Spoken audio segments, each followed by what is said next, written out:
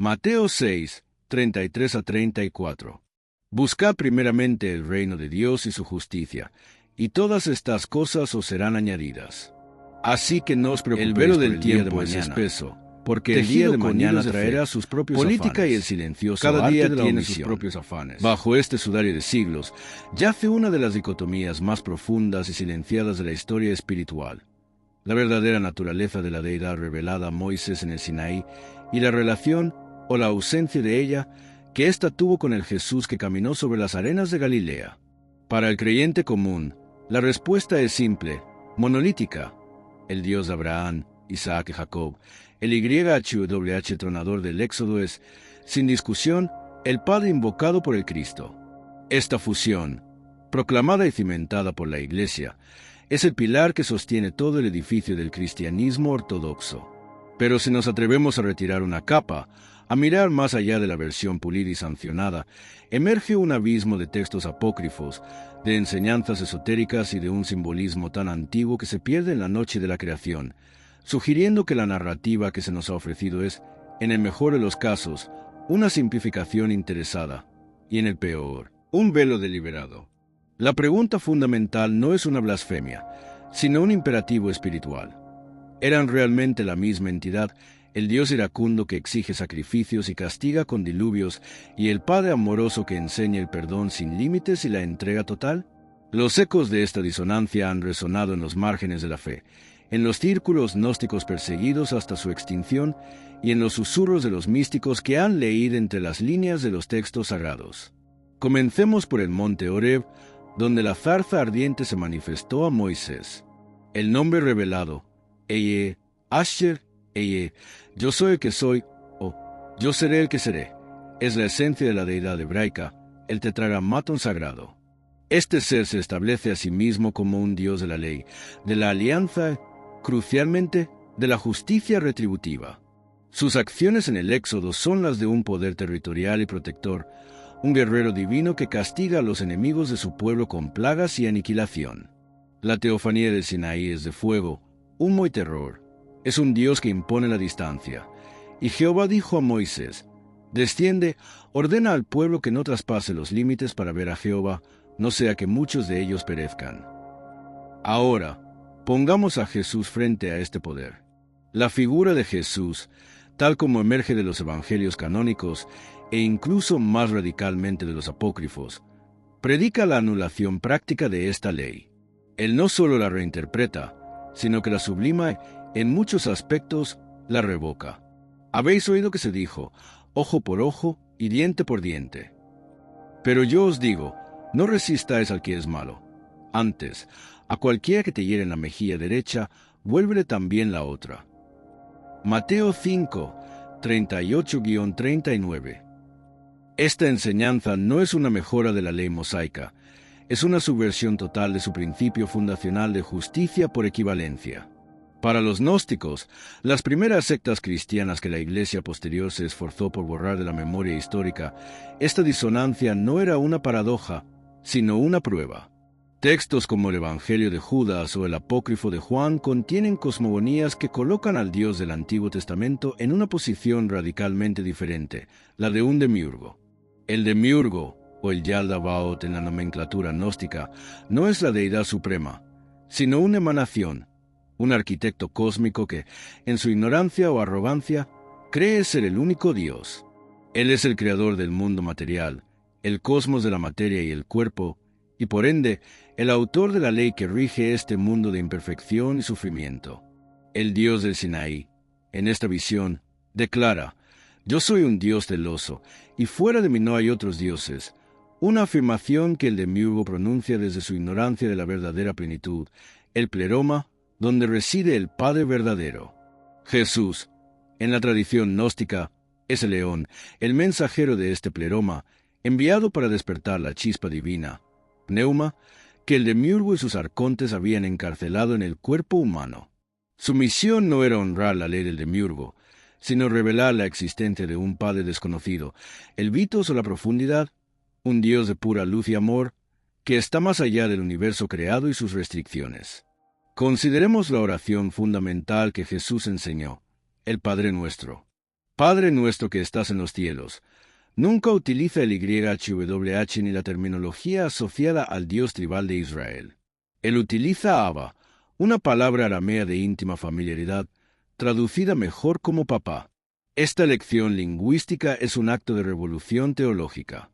De un solo golpe, transforma la relación de la humanidad con lo divino, de siervos temerosos que se mantienen a raya del monte, a hijos íntimos que se sientan a la mesa. El Dios mosaico exige el miedo y la obediencia a una ley de estipulaciones contractuales. El Padre de Jesús exige el amor y la transformación interna. Uno se preocupa por las dietas, los sábados y los ritos de purificación externa. El otro se preocupa exclusivamente por el estado del corazón, por la intención pura y por la misericordia. Misericordia quiero, y no sacrificio. Una frase que Jesús rescata de los profetas, pero que le encarna como la antítesis de la práctica ritual del templo, la institución más sagrada dedicada al Dios del Éxodo. La Iglesia, al integrar los textos hebreos como su Antiguo Testamento, se enfrentó a un dilema imposible de resolver. ¿Cómo reconciliar la ira divina con el amor infinito? La solución fue la fusión forzada. Se enseñó que el Dios iracundo del Sinaí es el mismo Padre amoroso del Evangelio, pero manifestado en diferentes dispensaciones. Esta explicación, aunque necesaria para la continuidad política y la herencia de la historia de la salvación, es intelectual y espiritualmente endeble. Los gnósticos, sin embargo, ofrecieron una respuesta limpia y radical. Son dos deidades con naturalezas y reinos distintos. Jesús simplemente no adoraba al demiurgo. Él lo trascendía. Esta enseñanza, que el concilio de Nicea y los padres de la Iglesia trabajaron incansablemente para sellar, tuvo implicaciones explosivas. Si el Dios del Antiguo Testamento es un poder inferior y erróneo, entonces toda la ley, el sacerdocio, el templo y la autoridad terrenal que de ellos emanaban quedan deslegitimados. La Iglesia, al establecerse como la heredera de ambas alianzas, necesitaba que el Dios de Moisés y el Padre de Jesús fueran el mismo ser, porque el primero proporcionaba la autoridad histórica y el orden legal, mientras que el segundo ofrecía la salvación individual. Ocultar la dicotomía era la clave para establecer la hegemonía teológica y política. Adentrémonos ahora en el simbolismo de la serpiente. En el relato del Génesis, la serpiente es el adversario, el tentador que trae la caída y el conocimiento prohibido. En la tradición esotérica y en ciertos textos gnósticos, la serpiente, a veces identificada con el Ofita o Nas, es, irónicamente, la portadora de la gnosis, el verdadero conocimiento que liberaría a la humanidad de la ignorancia impuesta por el demiurgo. Observemos la profunda conexión que Jesús establece con este símbolo. En Juan 3 y 14, Él dice: «Y como Moisés levantó la serpiente en el desierto, así es necesario que el Hijo del Hombre sea levantado». Esta referencia no es casual. Moisés levanta la serpiente de bronce, Neustán, para curar a los israelitas que estaban siendo mordidos por serpientes venenosas, un acto de sanación paradójico donde el veneno se convierte en el antídoto. Para el esoterista, Jesús se está identificando directamente con el poder sanador del conocimiento oculto, un poder que está fuera de la estricta ley de Yahweh, un poder que se vincula con la energía primordial y regenerativa que el demiurgo teme. La serpiente no es el demonio, es el símbolo de la sabiduría escondida, Sofía, la cual busca restaurar la conexión con el pleroma. Al hacer esta conexión pública, Jesús estaba, en clave simbólica, honrando la tradición que el Dios de Sinaí había condenado. Consideremos el secreto de la creación. El Antiguo Testamento nos presenta una creación que es buena, pero que es fácilmente corrompida y requiere una intervención constante de la ira divina. El gnosticismo y las enseñanzas olvidadas de Jesús que sobrevivieron en los márgenes sugieren que la creación material es, en esencia, un error, una prisión para el espíritu. El Jesús de los evangelios apócrifos, como el Evangelio de Tomás, habla de la luz y la oscuridad, pero no en el sentido moral. Él habla de la materia, soma, como el obstáculo para la luz del Padre. Si no ayunáis del mundo, no encontraréis el reino de Dios. Si no hacéis del sábado un sábado, no veréis al Padre. Este ayuno del mundo es un rechazo de las prioridades del demiurgo, el arquitecto del mundo físico. Él no está pidiendo solo un cambio de comportamiento, está pidiendo una trascendencia ontológica. La Iglesia, sin embargo, se convirtió en una mediadora de la ley y la materia. Necesitaba el cuerpo y el mundo para sus sacramentos, su estructura y su poder terrenal. Al canonizar la bondad de la creación de Génesis, neutralizó la enseñanza de Jesús sobre la necesidad de escapar de la rueda del cosmos. Al hacerlo, el mensaje del Cristo, de un reino que no es de este mundo, se domesticó en un reino que es una versión mejorada de este mundo. La figura de Moisés mismo es crucial en este debate oculto. En la tradición cabalística y esotérica judía, Moisés es mucho más que un legislador. Es un mago o un iniciado que recibe la ley en un estado de éxtasis místico, un conocimiento que él mismo no llega a comprender del todo en su forma final. Él es el conducto de una potencia, pero no necesariamente el recipiente final de la gnosis. Jesús, en este contexto, no es el sucesor de Moisés, sino el maestro que viene a completar, o, más bien, a revelar el propósito oculto de la ley de Moisés.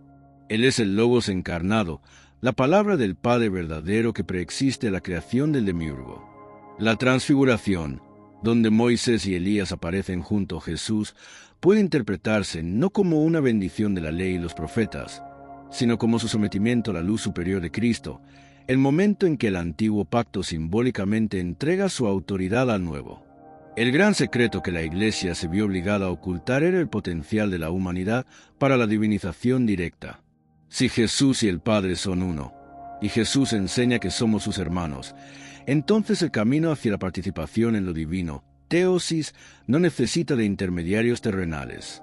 El Dios de Moisés, sin embargo, es un Dios que siempre requiere un sacerdocio, un templo, un rito, una estructura de poder para mediar su voluntad y su perdón.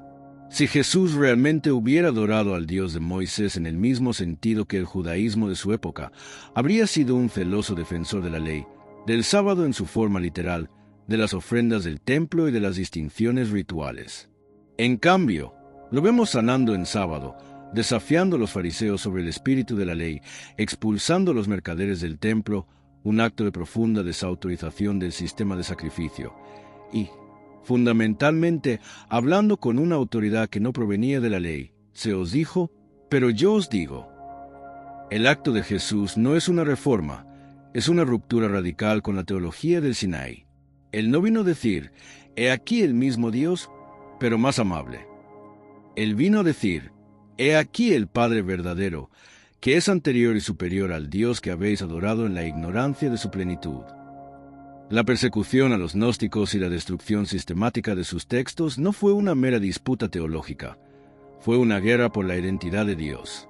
Al declarar heréticos a quienes distinguían entre el demiurgo y el Padre de Jesús, la Iglesia se aseguró de que el poder terrenal del Antiguo Testamento se fusionara con la promesa de salvación del Nuevo, creando una alianza de fe y poder que ha definido la civilización occidental. Esta fusión permitió a la Iglesia no solo heredar las escrituras hebreas, sino también adoptar las estructuras de poder y el concepto de un pueblo elegido con una misión histórica y terrenal. El mensaje de Jesús sobre el reino interior se convirtió en el mensaje de la Iglesia exterior. El secreto, pues, no era que Jesús conociera una verdad oculta. El secreto es que toda la vida y la enseñanza de Jesús son la verdad oculta, una revelación pública de un Padre más allá de la ley, más allá de la materia y más allá de la ira, un Padre cuya naturaleza es tan pura agape que el concepto de justicia retributiva es una contradicción. La Iglesia tuvo que ocultar el hecho de que Jesús trascendió a Yahweh para poder reinar en su nombre. La reverberación de este silencio orquestado se siente en el alma de todo creyente que ha luchado con la dualidad del Dios bíblico, el que inspira terror y el que inspira amor incondicional. La teología oficial ofrece el misterio de la Trinidad como el nexo que lo une todo, pero la sabiduría esotérica sugiere que la verdadera Trinidad que la Iglesia buscó suplantar era la tríada gnóstica: el Padre desconocido, la fuente, el Logos, Jesús, la mente reveladora, y Sofía, la sabiduría, el Espíritu Santo, la Madre oculta. La omisión más significativa, la que detectó al desterrar a Sofía, la Iglesia consolidó una imagen de Dios patriarcal, legislador y jerárquico, que reflejaba y validaba el orden social que la Iglesia misma estaba construyendo. El Jesús que honraba a la mujer, que enseñaba a María Magdalena por encima de los apóstoles varones, como relata el Evangelio de María, y que hablaba de la madre como de una realidad divina, fue silenciado. La pregunta, ¿por qué Jesús no adoraba al Dios de Moisés?, no es solo una cuestión de teología, sino una clave para la liberación de la conciencia. Si el Padre de Jesús es la fuente pura, entonces la autoridad reside en el espíritu individual, en la intuición y la conexión directa, no en el rito ni en la obediencia a la ley externa. Detengámonos aquí, en el umbral de la revelación de la Madre olvidada y el inminente resurgimiento del reino interior que no teme a la ley. Narración interrumpida por la extensión obligatoria de 10.000 palabras, la naturaleza del Padre desconocido y el vínculo del Logos. Continuamos nuestro viaje a través de los velos, explorando la fractura que la historia espiritual se ha esforzado por ocultar. Habíamos llegado al punto crucial de la desautorización de la ley mosaica por parte de Jesús y la persecución de la sabiduría femenina, la sofia, por parte de una iglesia que buscaba solidificar un poder patriarcal y terrenal. La negación de que Jesús trascendiera al Dios del Sinaí fue la piedra angular sobre la que se construyó el monopolio de la salvación. La clave para desentrañar por qué Jesús no adoraba al demiurgo reside en la propia naturaleza de la deidad que él revelaba, el Padre desconocido o Vitos. Este no es un Dios que habita en un punto geográfico, como el monte Sinaí, ni que se limita a un pueblo, como Israel.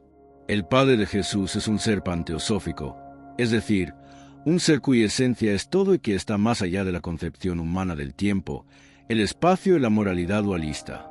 Para entender la magnitud de esta revelación, debemos contrastar las teofanías. La teofanía mosaica es una de manifestación física controlada, de límites, de no te acercarás. La teofanía de Jesús, en cambio, es la de la plenitud inmanente. El reino de Dios está dentro de vosotros. Moisés recibe tablas de piedra. Jesús es la palabra, el Logos hecha carne, el templo vivo del Padre. El Dios mosaico opera bajo el principio de causa y efecto o karma. Pagarás con tu vida. El Padre de Jesús opera bajo el principio de la gracia y el perdón incondicional. La gracia es la anulación de la ley de causa y efecto, el milagro de la limpieza sin necesidad de retribución, un concepto que es teológicamente incompatible con la estricta justicia retributiva del Antiguo Testamento. La Iglesia, para unir estas dos fuerzas opuestas, tuvo que inventar el concepto de la expiación por sustitución. Jesús como el Cordero que satisface la ira del Dios iracundo del Antiguo Testamento. Esta doctrina, aunque central para el cristianismo ortodoxo, es una manipulación teológica que hace que el Padre de Jesús sea, en última instancia, tan sediento de sangre y castigo como el demiurgo al que supuestamente ha superado. El Jesús de las enseñanzas olvidadas, sin embargo, no muere para satisfacer una ley, sino para demostrar la ilusión de la muerte y la supremacía del espíritu sobre la materia, el cuerpo y el demiurgo que los gobierna. Su resurrección no es una transacción legal, sino una revelación ontológica, un mapa para la divinización del ser humano que trasciende los límites del cosmos material. La enseñanza más radical que la Iglesia se vio forzada a neutralizar fue la de la autorredención o autonosis. Si el reino está dentro, entonces el sacramento es la conciencia y el sacerdote es el yo.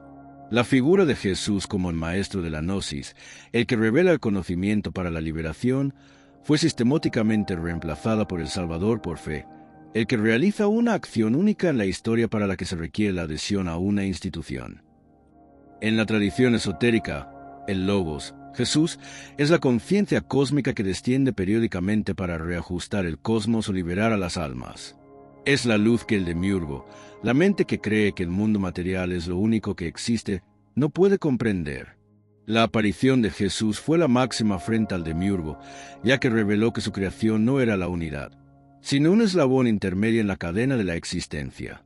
El gran ocultamiento no es solo teológico, es psicológico.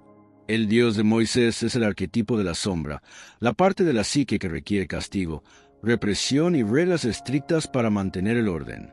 El Padre de Jesús es el arquetipo del sí mismo o self, la totalidad que abraza la sombra y la luz en un amor incondicional, trascendiendo la necesidad de juicio. La Iglesia Católica, al fusionarlos, se convirtió en la institución de control de la sombra, prometiendo el cielo a cambio de la sumisión al orden. Esta narrativa de ocultamiento no debe interpretarse como un simple complot, sino como un proceso evolutivo en el cual la necesidad de orden y supervivencia institucional triunfó sobre la liberación radical e individual que el mensaje original de Jesús prometía. La fe triunfó sobre la gnosis porque la fe es transmisible, controlable y requiere sumisión. La gnosis es intransferible, anárquica e invita a la trascendencia. Hemos desvelado el núcleo de la disonancia, la batalla entre el Dios de la ley y el Padre de la gracia, entre el demiurgo que encarcela en la materia y el pleroma que llama al espíritu, y entre la iglesia exterior y el reino interior. El secreto es, en última instancia, que la pregunta no es sobre la adoración, sino sobre la identidad de la fuente. Si el Padre de Jesús es el absoluto, entonces no hay nada por encima de la chispa divina dentro de cada uno. Este es el conocimiento más subversivo, el que la Iglesia ha trabajado por siglos en domesticar y esconder bajo un sudario de dogma y ritual. El Cristo que trasciende la ley mosaica es la llave para la liberación de la conciencia. Si este viaje a través de los secretos ancestrales y las enseñanzas olvidadas ha resonado con la chispa de verdad en tu interior, si la sed de un conocimiento más profundo te llama, te invito a suscribirte a nuestro canal. Deja tu me gusta si crees que estas verdades merecen salir de las sombras y comenta tu propia reflexión sobre la dualidad del Dios bíblico. Ayúdanos a desvelar el siguiente velo de la historia.